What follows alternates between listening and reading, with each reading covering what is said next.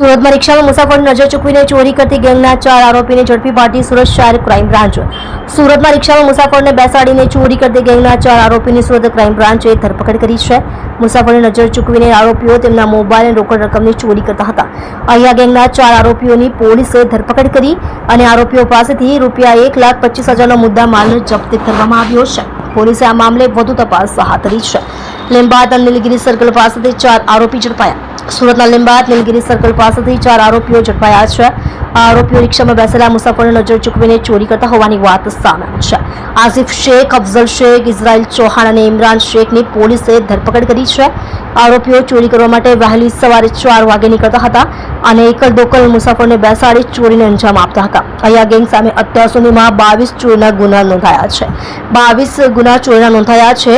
આરોપીઓ સામે ઝડપાયેલા તમામ 4 આરોપીઓ ગુનાહિત ઇતિહાસ ધરાવે છે અને આરોપીઓ સામે સુરતના અલગ અલગ પોલીસ સ્ટેશનમાં 22 ગુનાઓ નોંધવામાં આવ્યા છે। મુસાફરનું ધ્યાન ચૂકવીને તેમના પર્સ અને મોબાઈલની ચોરી કરવામાં આવતી હતી। ક્રાઇમ બ્રાન્ચને આ બાબતની જાણ થતાં તેમણે વોચ ગોઠવીને વહેલી સવારે આરોપીઓને ઝડપી પાડ્યા છે।